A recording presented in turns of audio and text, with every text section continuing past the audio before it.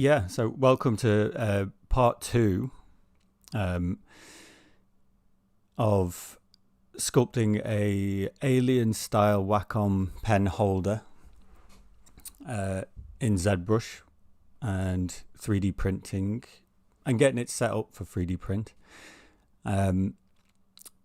This was all meant to be in one part, but the last one ran on a bit, so I decided to split it over two parts instead of having to rush it out in one part, because there's quite a lot of ground to cover. So I thought it best to take a little bit more time with each individual process. In the first part, we just sculpted. It was pretty standard Zbrush stuff, really. Just focused on the sculpt. Didn't think too much about the 3D printing of the model. And so in this part, there's going to be some cleanup we've got to do, some technical things with 3D printing in mind. So we'll have 3D print in mind a lot more this time around. We will. So in part one, we were left with this basically. Let me show you. Let's jump into ZBrush. We were left with this, and this looks the part. It looks like it will be a suitable fit for our pen. You can see the oh, we've got rid of that. Beg your pardon. We can see the pen holder in there, and the pen will slide in there quite well. We've got the base separate to the model itself, the egg itself, and so it will be able to detach from the base and have as an ornament, use it in an ornamental way. And basically we got to a point where we are happy with the sculpt. There is still a little bit of detail that needs to be put in here, like there's and so we'll do a bit of detailing initially, but the main focus of this part will be to get this set up for 3D print. So if I bring my references up, our original intention here, hope you can see this all right. This is just pure ref that I'm using for references. If you don't have that already, get it. It is brilliant, especially for ZBrush users or general concept artists or artists in general. It's very user friendly. It is very powerful. You can literally drag and drop images from anywhere on the internet. But our original idea was to incorporate this design as well, a multi-purpose base. So this base, if you've used it before, has a rest for the pen itself, and then a hole that houses the pen to stand it vertically as well. So I wanted to incorporate that into the base as well as having the egg on top to pop it on there. So if I come back into ZBrush, this is what the base itself is going to incorporate, being able to hold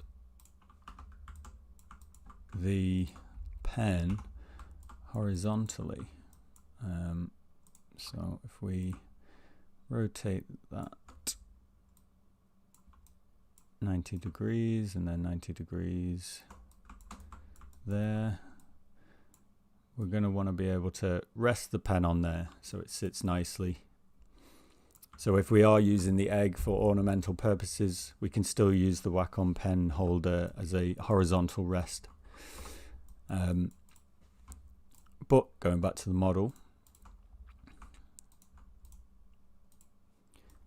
I basically want us to, in this part, get to a stage where we are literally ready for 3D print. So we can literally put it onto a USB stick and put it into the printer and it'll be ready to go. And so as a result, we're going to be jumping into a slicer software this time, which is which is called Lychee Slicer 3. I've used a couple in the past. Just down here, you can see Chitubox. That's another slicer software. And I don't think I have it up here, but Anycubic Workshop as well.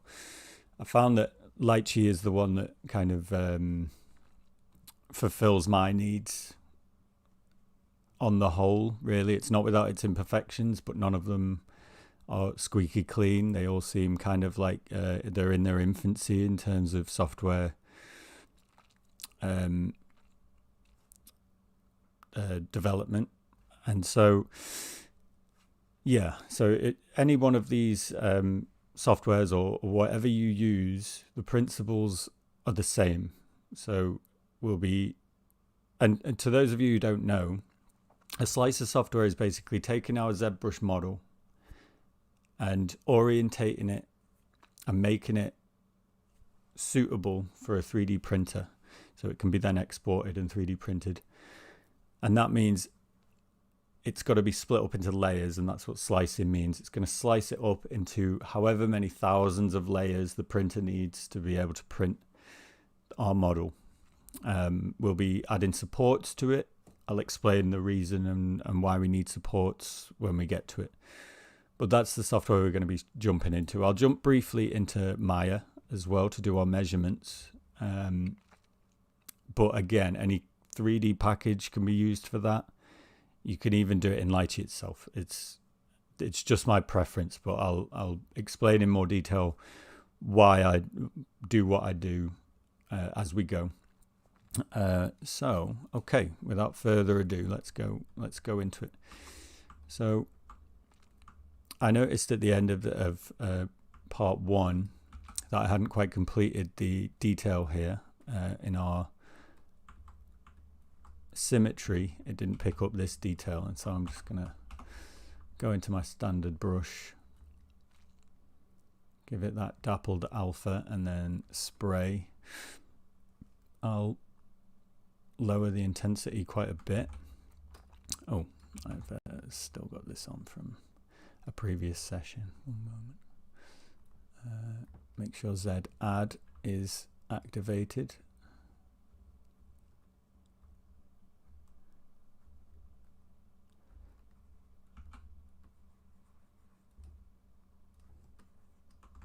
There we go, it needed a bit more strength. Right, get rid of this at the side. Turn off lazy mouse. Be able to slowly build up that detail a bit more. Lower the intensity.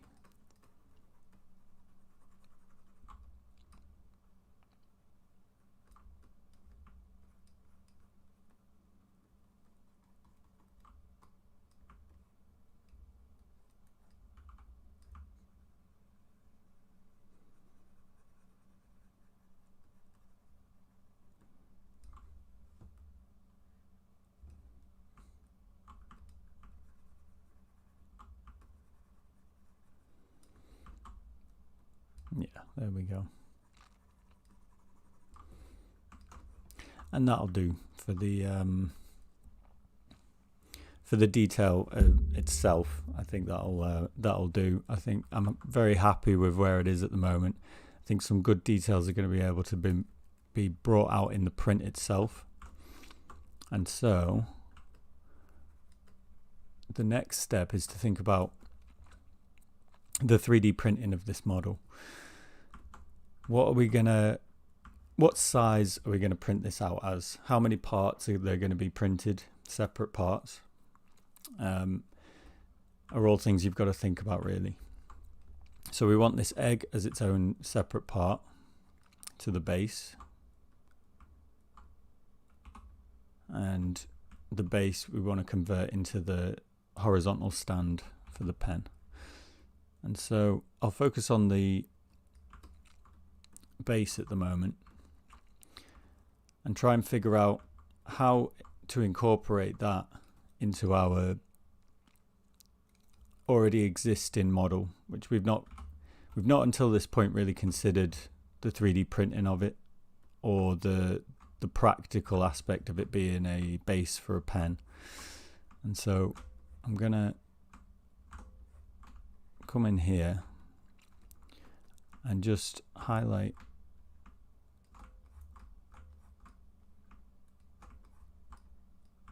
a straight line of these this tubing that we created, and I'm going to just separate that off.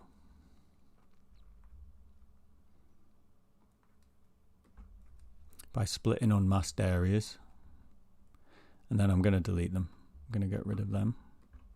Don't need them, because the idea being that the pen is going to run down on that angle, so we can centralize our gizmo there and rotate that, so the pen will go on that sort of angle there, so that these tubes aren't disrupting where that pen's going to go. And what I can do now I've duplicated this pen and laid it down sort of how we're going to lay it down once it's printed, we can bring in a shape here and use this pen subtool to insert rather. Use this pen subtool to kind of create the shape we need.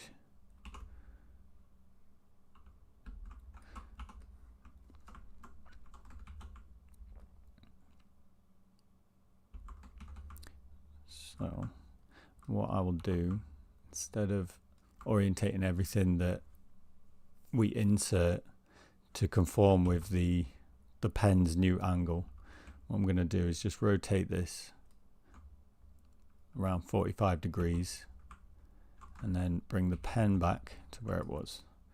So then every new shape that we bring in is the correct orientation.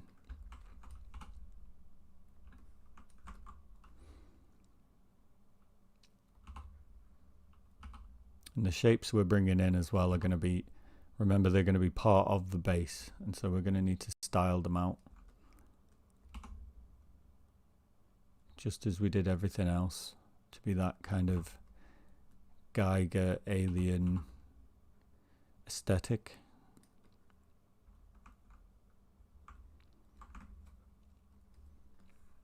Just use my clip curve to cap the top off there. Okay, I like how that looks at the moment.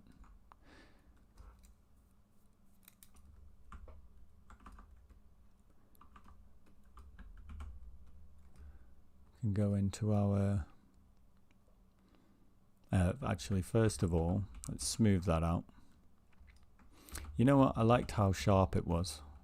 I like the sharpness of this, so I'm gonna Dynamesh it initially,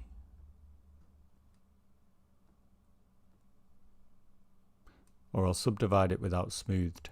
Actually, that's the better idea. So this is subdividing.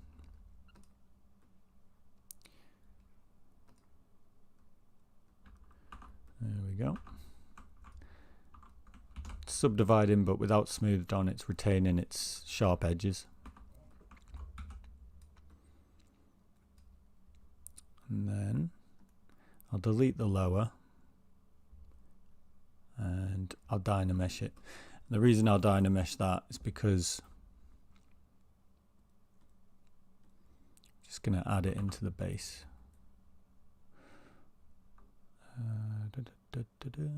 Where's my merge down? There it is. So I'll merge that down. So now the the base and the shape that we've just made is all part of one subtool. And now also, if I mask out the base itself, I can sculpt out this detail that was created because of these pipes, which we don't need anymore.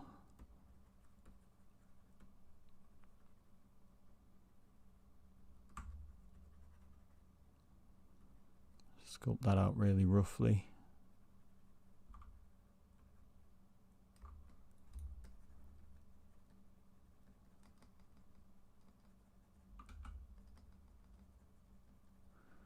There we go. And then if I go back to our dappled standard brush, just create a texture for that.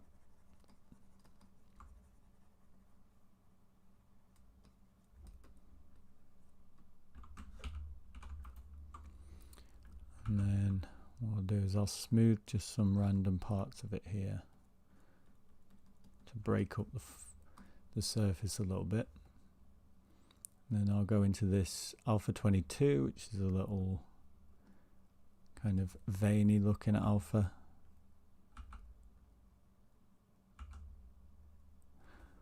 And I can even go to my drag rectangle and drag out some veiny textures onto there.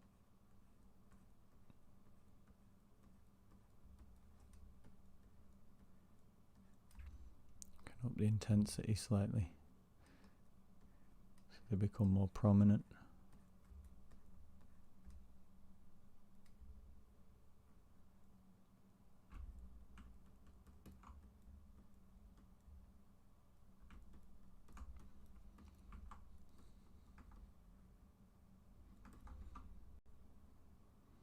There we go. Okay.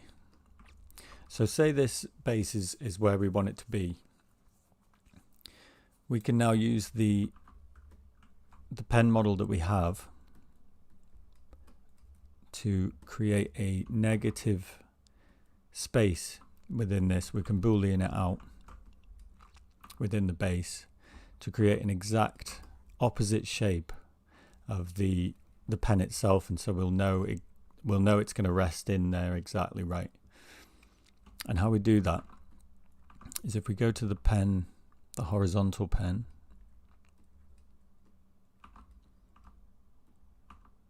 and we dynamesh this as well. We know that the base is dynameshed. In fact, I'll create a duplicate of the base. And the reason I'm duplicating that base is because during the Boolean process we're going to lose the base. Sorry, we're not. We're gonna lose the pen, but I'll just create a backup of the base essentially. And so I'll dynamesh the pen, which might work. It might not because we've got different sections to this, but we'll see. We'll see what happens when I dynamesh this. I'm gonna say no to that. Okay, that's worked fine for what we need. See, it's dynameshed at a pretty low resolution, but that's fine because all we want is this silhouette and that remains unchanged. And so I'm going to put the base that I want to keep above the pen that we want to Boolean out of the base shape. So I'll go into my pen. I'll set my pen to a negative, so Zbrush knows that when we merge and dynamesh, it's going to take that shape out of our base. I will just, in fact, what I want to do first is inflate this slightly. We could go straight with this shape, but it's often better to just inflate it slightly. So if you go into your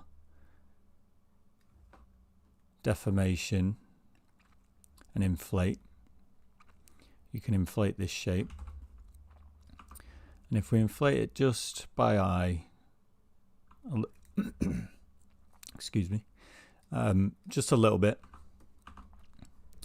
then we know that it's going to be slightly large. The rest area is going to be slightly larger than the pen itself, and so it should sit in nicely.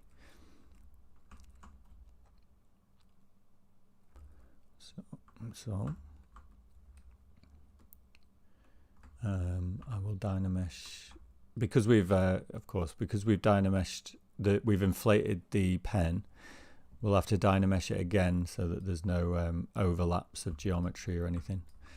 So now that's ready to go. I'll merge the base down into the pen, so then it's all one object. And because we set that to subtracting, so negative, when we now Dynamesh this, Zbrush knows to subtract the shape, the negative shape, away from the positive shape. And so we're left with this, which is quite a nice shape. And if I bring back our original pen, oh, I didn't duplicate that pen. Let me bring down this pen.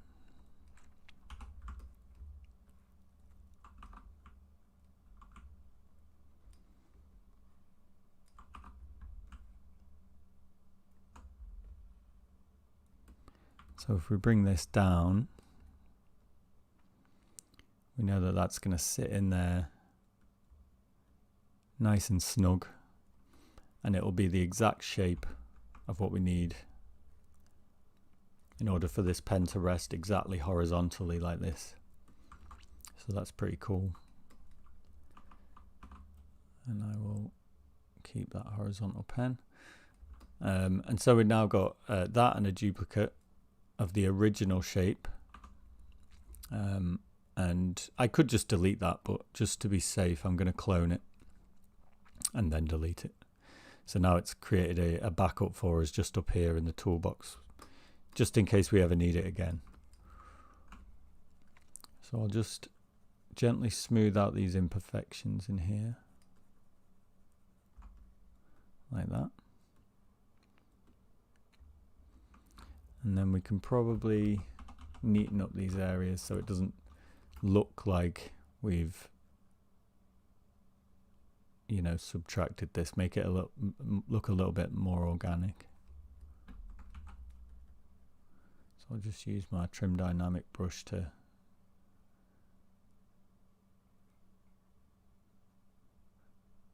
work into these edge areas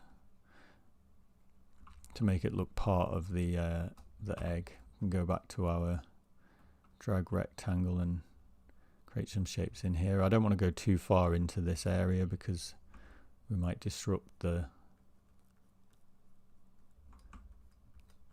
area where the pen's going to be resting.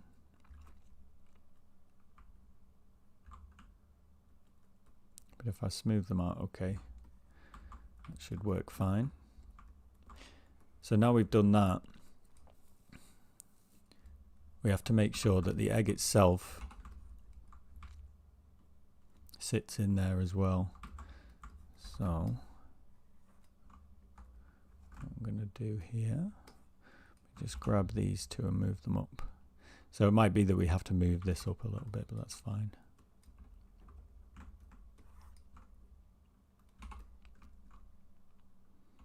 So I can see that this shape could be very nice to just kind of slide the egg onto, but we don't yet have a shape at the bottom of this for the egg to sit in there nicely. So what we can do is just exactly the same technique, but with the egg instead. So I'll clone that, and I will move this. Which one do we want to keep? We want to keep the egg. So, right, I'm going to create a duplicate of the base and then set that to negative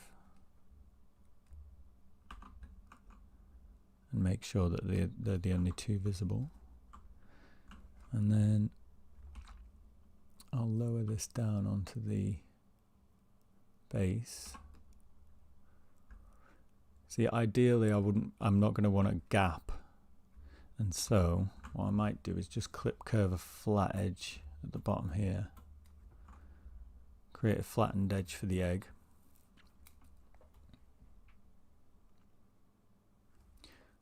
I'll also quick save because I know Zbrush has been open for the entire day, and Zbrush loves to crash if it's been open for ages. Now, I mean, we could just do that and it would sit on there nicely because we know that we snapped the clip curve using shift. So we know that that's straight and we know that that's straight, but I don't want to do that, and so I'm going to bring it down. It would be nice to have a shape that the egg registered into that space with. So, and essentially that is what we're creating here by booleaning it out. But we've got all of these parts now intersecting with it, and they'll create negative spaces all inside the egg as well, and we don't necessarily want it to be a chaos of registration points where you have to get it the right orientation and everything. And so I might just work with this as it is, because essentially if you full screen this on my screen, this will probably be the size of the model itself. My pen fits in there quite nicely, so it might even be a tiny bit smaller than this as well. So you've got to consider that these details are not necessarily even going to be seen, you know, and this gap underneath, unless you got really close to the table, you're not really going to see this.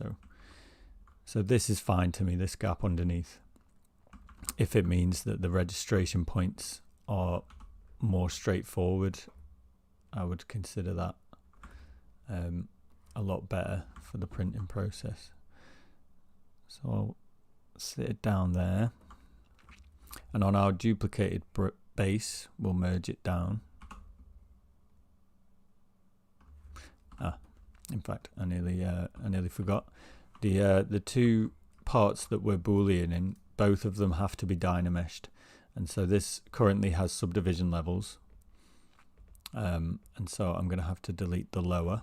I've created a clone so I can make these kind of changes, and then I'm going to just lower my resolution and dynamesh. This will probably be way too low, yep, and so dynamesh that again.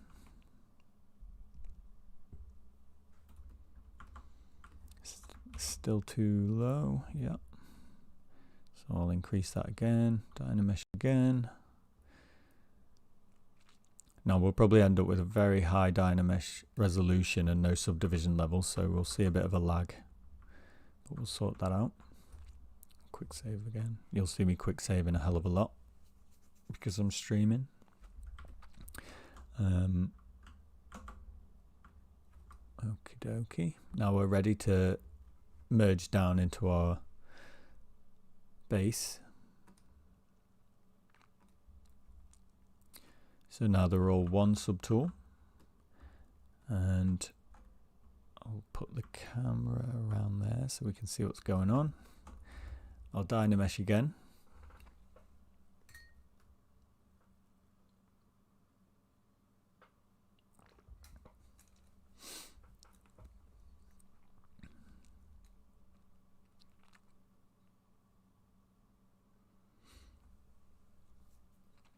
Now it's taken quite a while because we had 5 million in that subtool. So here you go, we can see we've got two very nice registration points there, and this is because we had such a nice basic positive shape to subtract out of our negative shape. Now those will act as two very solid registration points. Now what I didn't factor in then, and what I'm going to do now, is the inflation, and this will become very important if you are printing something a little bit more complicated that has arms, legs. You know, if you print a humanoid character, you need these arms to fit perfectly into their registration points. And if you boolean it 1-to-1, then what you've got is the exact size hole for what you need, and that is what you don't need, is the exact size hole. What you need is a slightly bigger hole than exact, so that you have a little bit of wiggle room, especially if it's going to be printed so small. So I'll just do that again, but in the same into the same model, because we're inflating it. It should be fine. So I'll duplicate that. I'll isolate it and turn it to negative, and then I'll inflate it. And I'll usually inflate uniformly across the whole model. So I'll make sure that I type in an actual number here, and I remember what it was. So I used 10 there. That should be fine. I'll Dynamesh it again so that we get a solid base. I'll now merge the egg down into the base. Do our Dynamesh again. Now that we've inflated it, we might get some of the other parts of the base subtracting out of it as well.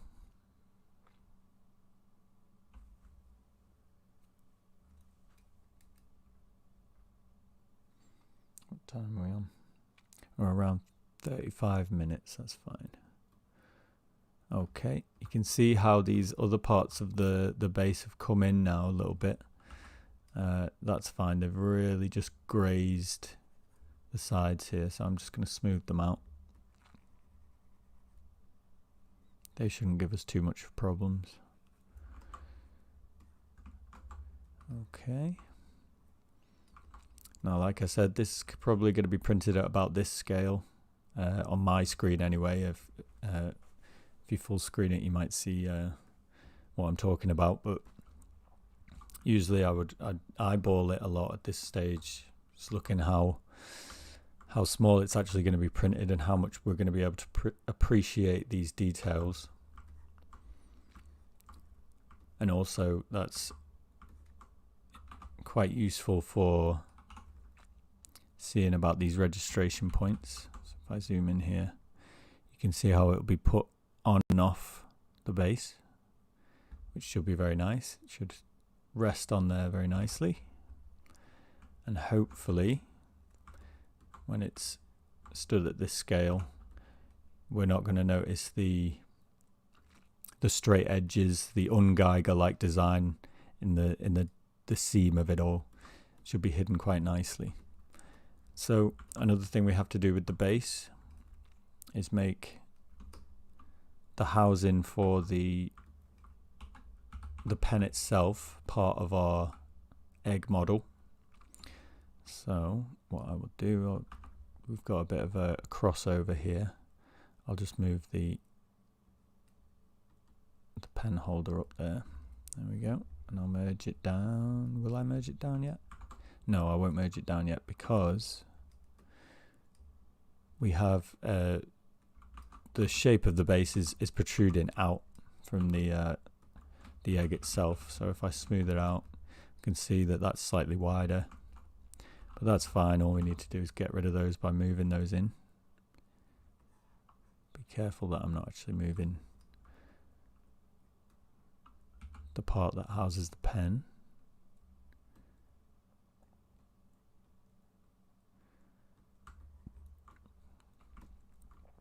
It doesn't really matter how messy I'm being with this moving, because it's all going to be Dynameshed together anyway. So that looks fine around the edges there. So now we've just got this issue here, which is part of the egg. And now again, we can be very messy with this.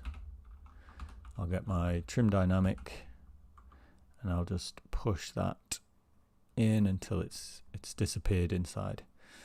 And now we have, there we go, a bit there.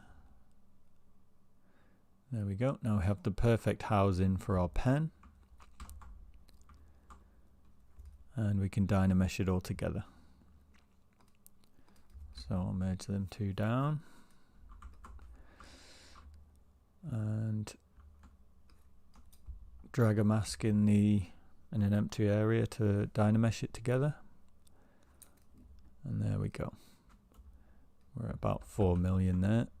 So if I zoom in here, you can see how that's Dynameshed nicely all the way around.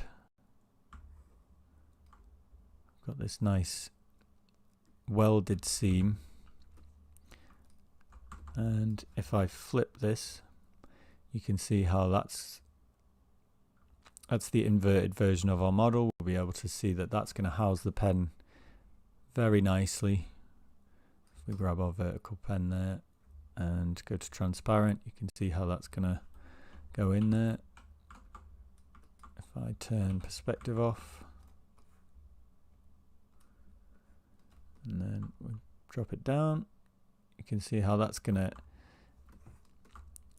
the widest most points of the pen are going to hit the edges there way before the pen has hit the bottom, the nib that we need to keep undamaged. So that's very nice. That's what we need at this point. Turn transparent off, go to our egg, flip it again so it's the right way around.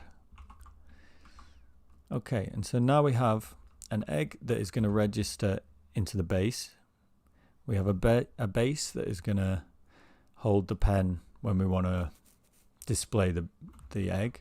We've got a flat bottom for the egg, so we can put it on a surface anywhere we want. And we have the housing for the pen inside the egg. And so our model as it is, as a model, is ready to go.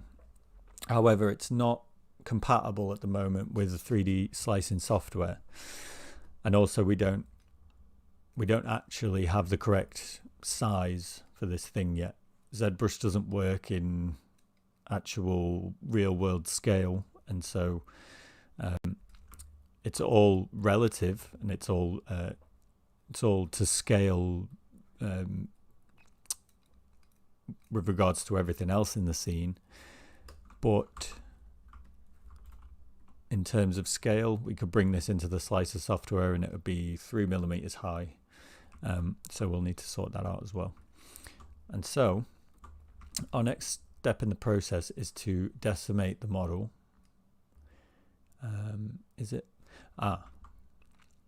What we can do at this point as well, a little trick, what came in at 2021, I think, Zbrush 2021, is the contrast slider. And this is incredibly handy for 3D prints because it allows you, if I masked out an area on our egg here, like what I was saying with the detail at scale, you know, you pull further and further out of this thing, your detail that you've taken time to put into this is starting to disappear, and it's not necessarily what you want. So like all of these tiny little veins are going to be lost. All of these, not necessarily these really deep pores, if you like, but some of these softer ones may get lost. And so if I mask out an area, just to show you, I'm not going to do it on this model, but just to show you, if I masked out an area and then came to the contrast slider and just bumped it up, look what happens to the model.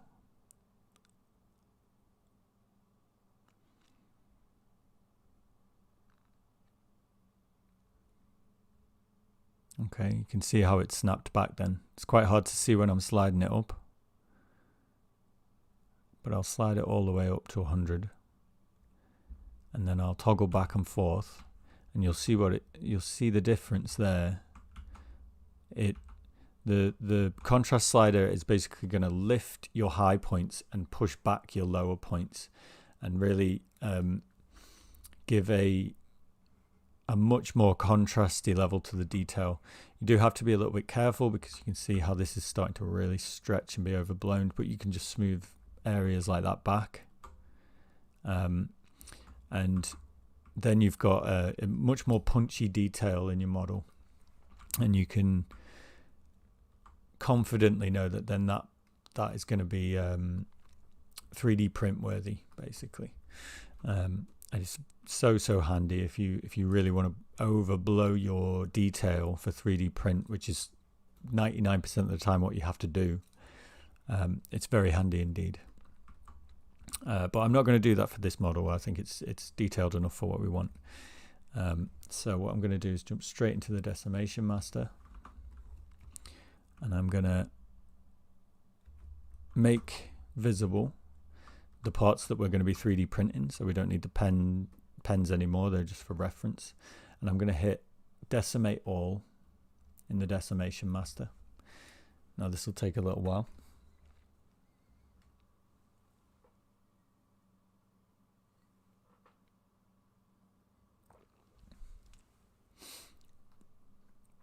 You can see it ticking away there at the top.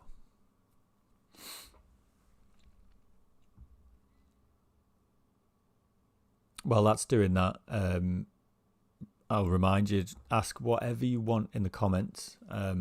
If you're patient enough to sit through these live streams all the way through, then I owe you my life. But also I am new to all of this, and so I might not be as clear as you might want in some of the details, because I know that this is a very technical process. You know, it's not really just free flow in sculpting. It does have steps to it. And so whatever you want to ask me, ask in the comments. I will answer pretty much straight away, don't worry. Anything that's unclear or anything that I went over too fast, then just ask me. It's no problem whatsoever. Okay, so we're nearly done. What this is doing is just analysing the surface detail of the model. It's not going to actually decimate it just yet. We're just processing it so that it's going to be able to be decimated at our chosen percentage.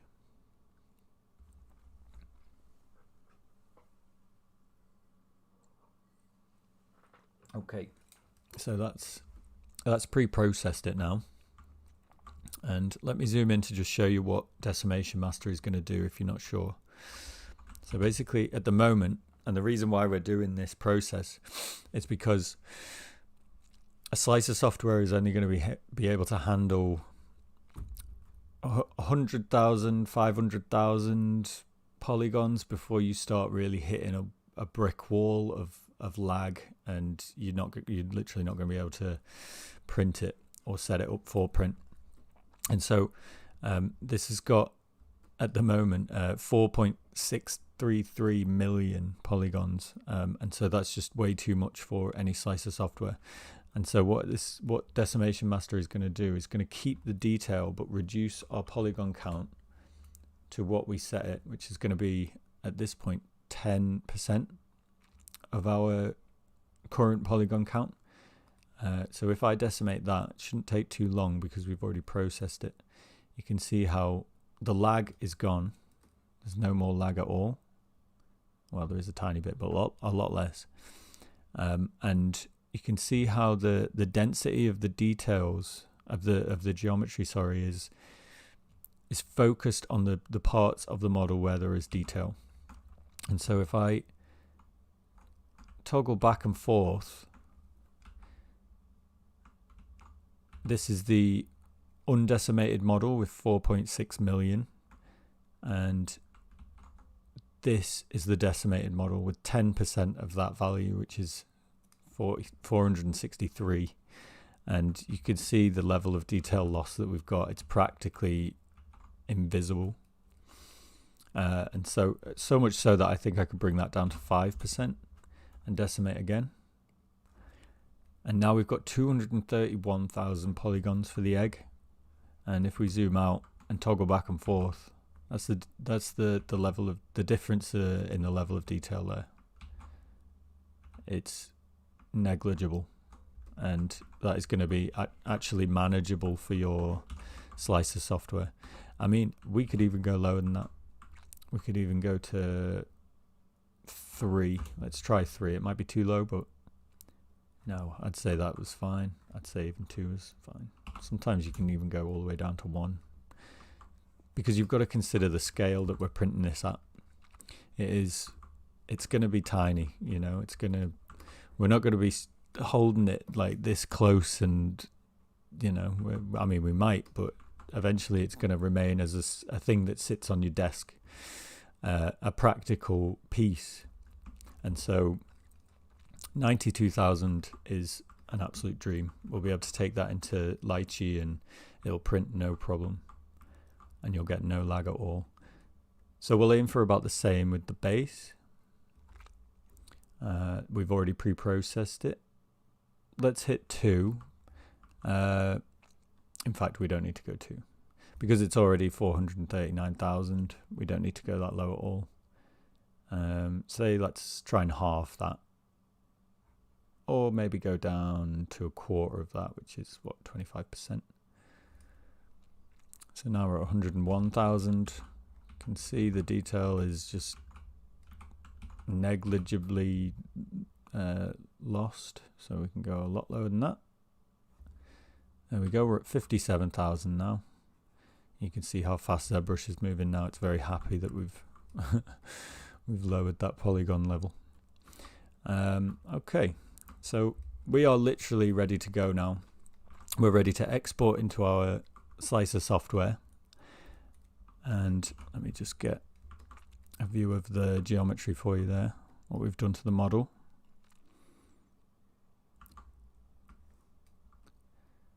See, now it's nice and light, it's triangulated, and it's the exact shape we want to lie our pen down in it.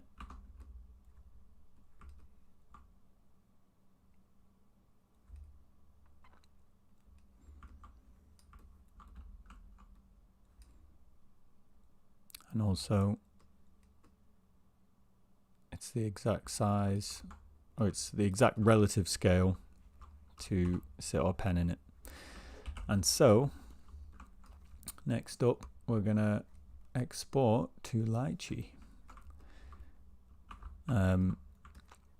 because what we need to do here is we need to, for 3D printing, you need to hollow out your model. It's both to conserve resin's very expensive, and also it's just it doesn't make any sense to print a solid block. It's a waste. It's wasteful. It's bad for the environment. All that kind of stuff. And also we need to put some holes into it. We need to hollow it out and put some air holes into it.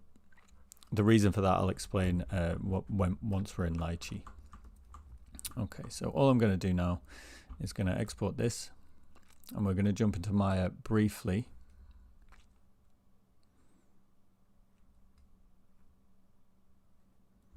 To measure it up, and I will bear with me while I just export this. I'm not organized enough to do all this beforehand and run over my live streams, so you got to bear with me. Okay, so I'm just going to export that into an export document. I'm exporting the egg.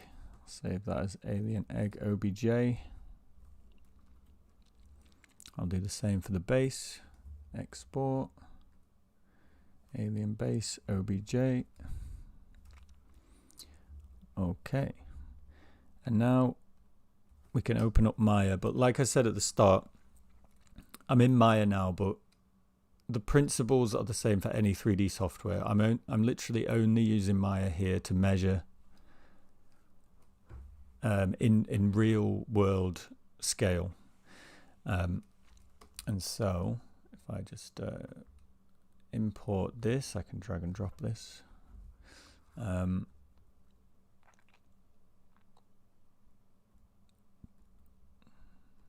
So if I navigate to my project folder where I have saved my exported pieces,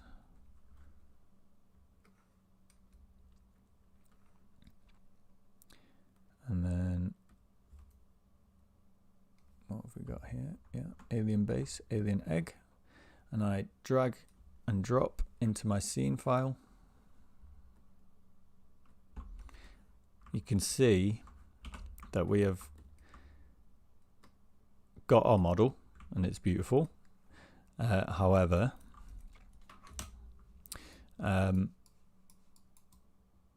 it's absolutely tiny. So that would have come into your slicer software this size, and you wouldn't have known how much to scale it by to be able to fit your pen exactly. And aside from trial and error with prints that can take 10 hours to complete, there's really no way to be sure that this is going to house the pen how we want it.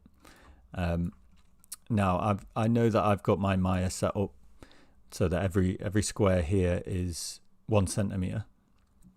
So every unit is 1 centimeter. And so I'm just gonna scale it to be about 5 centimeters or so. 1, 2, 3, 4, 5. So about that. 5 centimeters in my head seems about right. We're going to get the measuring tool out in a second to measure things out. In fact, what I will do is I will bring over the pen. I'll export that as well. Wacom pen, save, and I will bring that in.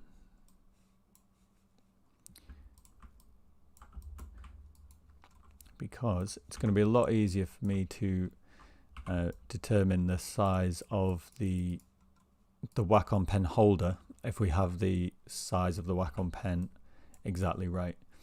And what I have got here is the units of scale for 3 different types of Wacom pen, all Intuos Pros, I think. And the one I'm going to scale it to is the Wacom Pro Pen 2. I think that's the as standard Wacom pen that you're going to get with Intuos. So I'm going to use that. And this is the scale that we want to focus on here, which is the width of the widest point of the pen, the end of the pen. So it's going to be 15 millimeters. And so if I go to create and I create myself a measuring tool, distance tool, 15 millimeters rather, I think I said centimeters then. And then snap it to that. It'll be around about 1.5. So this is 20 millimeters at the moment. If I grab that one, I bring it back until we get 15. In fact, let's go from orientation 0.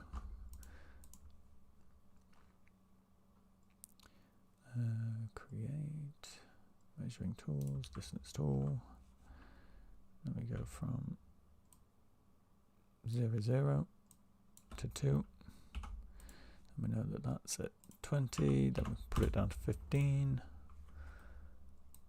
And then we know that this is the exact distance that we want our Wacom pen to be. So if I now bring back my Wacom pen and I measure that up, let me hide the egg for the minute. Oh.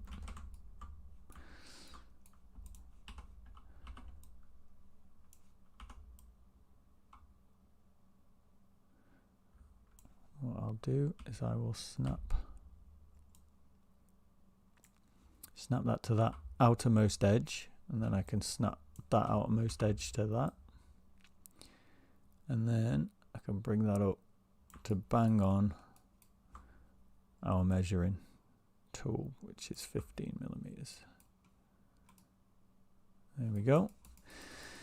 And so now I know if I center that this is 15 millimeters exactly. And so now we can go into our 3D view. We can go a bit more visual now. And we can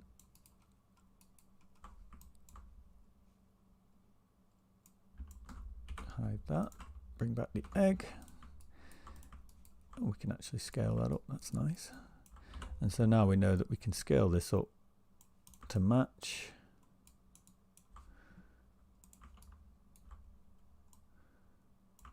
We can do this visually, I think. I mean, it's better that you don't do this by eye, but for both the sake of time and also I can trust my eyes a little bit more nowadays. I've printed that much.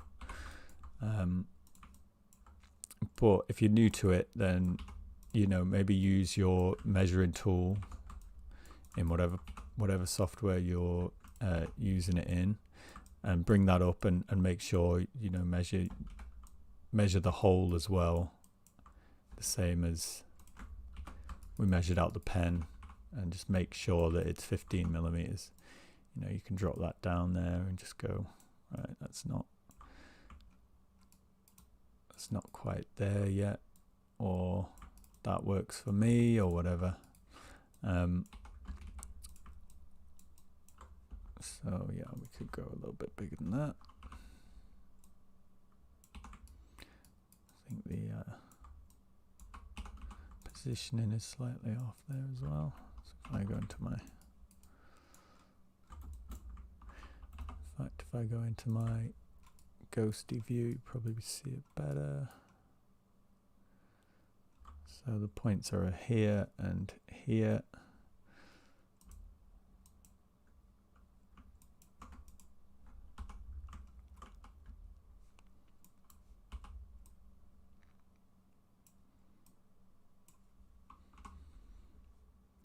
I would say that is about the scale that we need.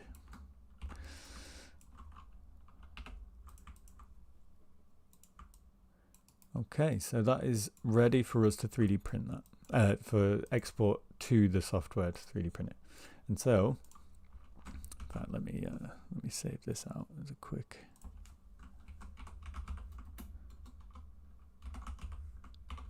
Alien pen scale, I will call that. And then what I'm going to do here, this is Maya specific really, I think, but I'm going to freeze the transformations and reset them so that this now is its default scale. And then I'll grab it. I'll export each individual element actually. Export selection. I'll navigate to my Wacom pen project folder.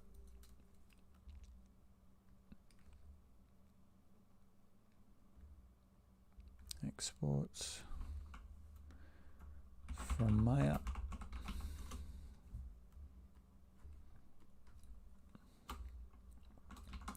Alien egg.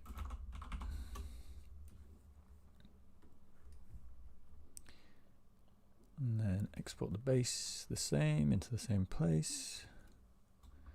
Call it alien base. Export selection. Now, in an ideal world, this will work fine. If we come into our slicer software, drag and drop. There we go. It's going to drop in our pieces with the new scale. It's not put them as we orientated it there, but we know that this now is the scale that we exported it out from Maya. And so we know that now it's safe to orientate and print. And so I'm not going to get into the details of this specific software package. If you guys would like a Lychee tutorial or something a little bit more specific to Lychee, then I'm happy to do that. Just let me know in the comments. But there are a lot of people out there far more qualified in Lychee specifically than me. So if you go onto YouTube, you'll find everything you need to be able to work Lychee well enough. But these slicer softwares are really basic. They're so easy to use, and they're all pretty much the same. Like fundamentally, they are all the same. You orientate your model, you add supports to your model, and then you slice it and print it. That is basically the fundamental. You hollow it out, you put air holes in it as well, but fundamentally they're all exactly the same. And so what I'm going to go into is more the processes that you need to think about when you are slicing. So the first thing to think about is orientation, because of the way at least a resin printer, and I should mention that I'm setting this up for resin printing. There might be differences with FDM printing, but I'm pretty sure those differences are negligible. I'm a resin 3D printer because I like the detail that a resin printer gives you. But I think the processes are pretty much the same. If you were an FDM printer, then let me know what differences. I've never printed in FDM, and so let me know the differences in the comments there. So first is orientation, and so we want to rotate it to a position that is both friendly to the 3D printer, gives us less of a print time, and also preserves our detail. So in short, a resin 3D printer is not going to like you printing flat on the bed. I think this might be where FDM is a little bit different. So if we printed flat onto the bed, you can see this highlighted green area. That's going to be printed all as one layer. And so the suction that you're going to get from your build plate is going to be so much that it might end up warping your print. You might have a real pain getting it off the build plate once you're done printing it. You might have all sorts of problems. And so the general rule is to tilt your flat edges a little bit. And so now you can see that this is just the layer. It's only printing this tiny bit, and so there's going to be very little suction there. And then with a piece like this, the same rules apply, but you can see there's a lot less flat edges going on, and so I'd be inclined to just tilt it maybe slightly less than the base.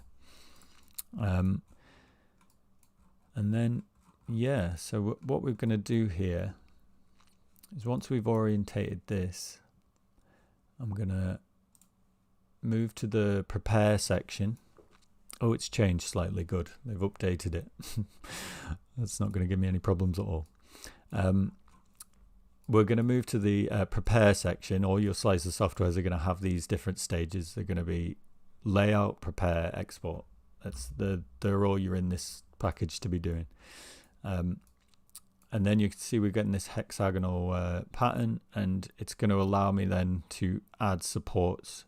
And then I can just basically go in and click on my model and add supports. However, what I want to do first is raise the model up off the bed. A general rule of thumb is you don't want your model to be touching the build plate as it's printing, and so you want something else to do that for you. And so that's where rafts come in. And so I'm going to just add a shape wall raft here, and I swear they've moved it. Usually you can move your model up a few millimeters, and usually I'd like to move it up by 5 millimeters, but I'm just going to do it by eye because they've moved the thing. So and so I would raise it up a little bit like that, and then you can go in and you can, after your raft is created, which is the thing that's going to bear the brunt of the printer suction, we can start adding supports. Now you can see this line that we're getting. that is kind of highlighting an area around our print, and this is basically the boundary for the layer, for each layer. And so if we move it up, you can see it's going to print quite nicely actually. The reason it has this, I'll move over to the egg to demonstrate. The reason it has that is because what you don't want is this, an overhang. If you have an overhang, your printer is going to basically attempt to print this in mid-air. So if I go to here and I flip the camera, so this is really how we should be working, but obviously it's not ideal, because if you can see my printer behind me, can you see that? Yeah. So if you see this printer behind me, this build plate here, this is represented up there. That's the this 3D representation here is basically this build plate.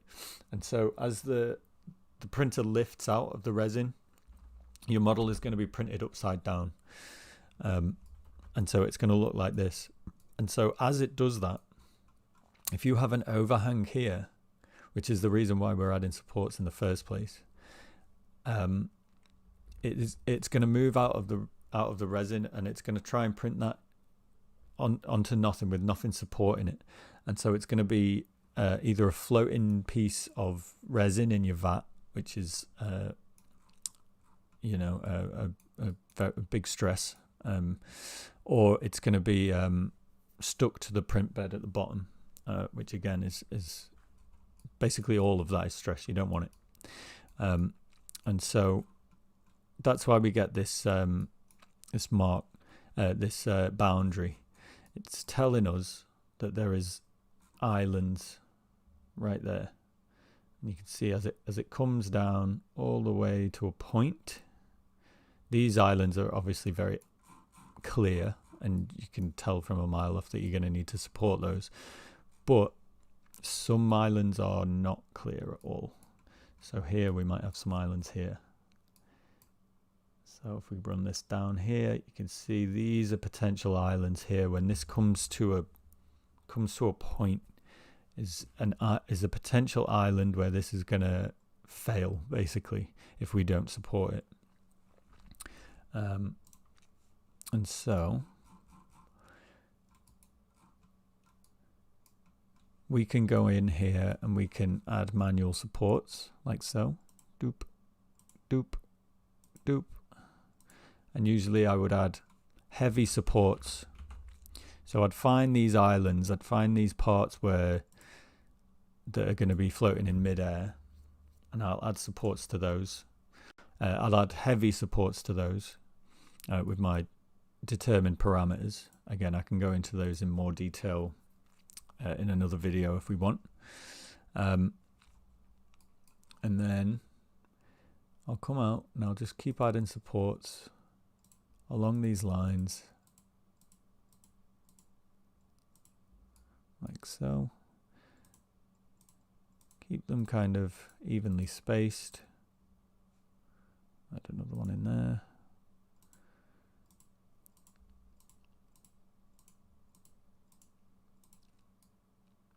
Oh, before I do that, actually, I can do that.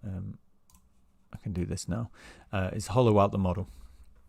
So basically, we want to hollow out the model for the reasons I said earlier, to conserve resin, and also if you have a big block of resin, you're gonna create air holes, air pockets. There's gonna be splits in your model. It's not gonna like it at all.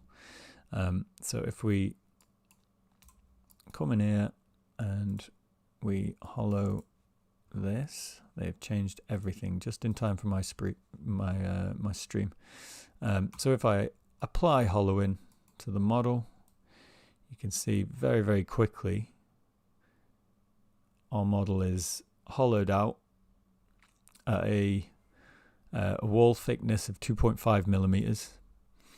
and we have this lovely internal pattern which is going to keep the structure and make sure there's no internal islands and stuff. So a click of a button and then we've got a hollowed out model. With the holes within Lychee, you click holes and then you're given this little disc, and then if you click it into place there, much like with the Boolean process, when we print our model, you can see the hole there. It's going to create a hole through our model into the internal space, and that will allow the suction to be depleted as we go on with our print. You don't want to get so far through your print and then realize that there's so much suction being drawn because there's nowhere for the air to go that it damages your print. And so we'll add one up there, and we'll also add one down here, which will act as a drainage hole. So any excess resin that is inside your model, it's going to drain out. And really, you only have to put that many on a model like this. And then we're back to our supports. We keep adding these on. Purely eyeballing it. You know, keeping it nice and loose. I'll add in all my heavies. And you know, this is a great shape to be printing because there's really no islands on it. You can just, and also the space that we're adding all the supports is not the detailed space, and so we're not going to lose any detail whatsoever. And so I'll then go onto my medium supports, and I'll go on in between just to add a little bit of strength to the existing heavy supports that we've added. My apologies if the clicking of my mouse is driving you crazy. It's a very clicky mouse. Okay, add 4, 5 there, whatever. I mean, I'm really being loose with the base because that is a pretty easy shape. And then I'll basically come in and do the same for the egg. What I'll do first is I will lift it up, and so I'll go back to my layout. I'll lift it up slightly. 3, go up to 4.3, and then back to supports.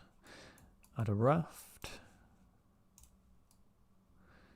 and then what I'll actually demonstrate now is the auto-generating supports that every slicer software has. So if I generate automatic supports, you'll see that it's gonna attempt to find those islands. It's going to attempt to find the strength points. You can see here it's added 186 supports. 20 supports were not placed due to not finding a place to go. 16 islands supported. No island supports were not placed due to not finding a place to go. So they were all the islands are supported. 87 supports optimized, which I'm not sure what that means, but 275 bracings were added, which are these ones going across. Now these are added because you've got to think of your supports as they're going to be actual material that is being printed as well, and so they also potentially need supporting. And so Lychee, the main reason why I choose Lychee is because it has this feature.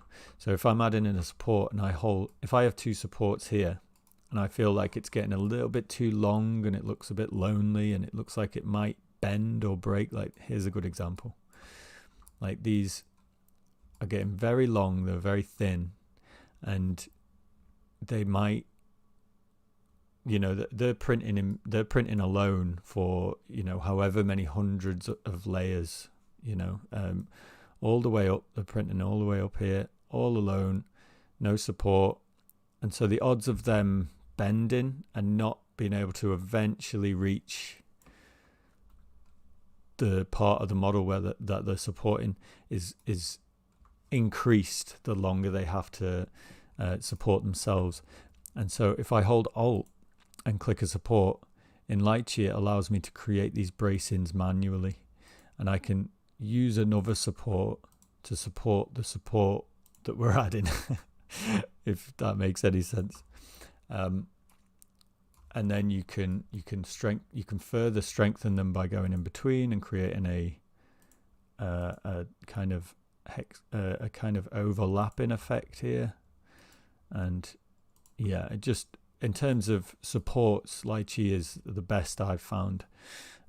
Please let me know if you know anyone better. I'm constantly trying to find new and better slicer softwares, and there's constantly new ones coming out.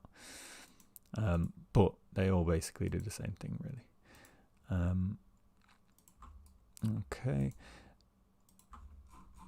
Okay, and so because I know that this is only really going to be about 5 centimeters, 6 centimeters, well, we increased it actually, so it'll be about 7 centimeters big.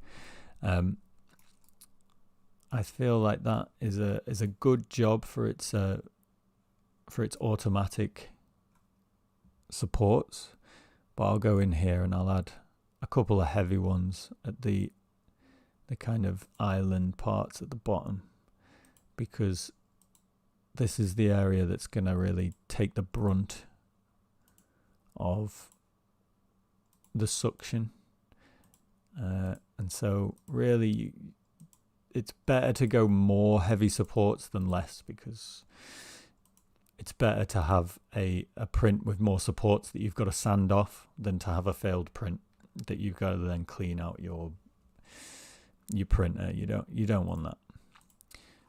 Okay, so there we have it, really. So yeah, I think we're done there. So basically, yeah, then you would go to the export section of your particular slicer software. You will input your specific parameters. You can see how here 4 supports are too close or colliding with one or more object. You would then go in and maybe check that out. Visually, I can see that there are a couple of supports unchecked here. Look, we've got this little guy here. That is an unsupported island. And there are probably more. So you would put it into a lot more scrutiny than I'm doing this evening. But I'll go into this after the stream's done, and I'll make it print ready, and I'll show you guys a video on how to put it through the 3D printer as well.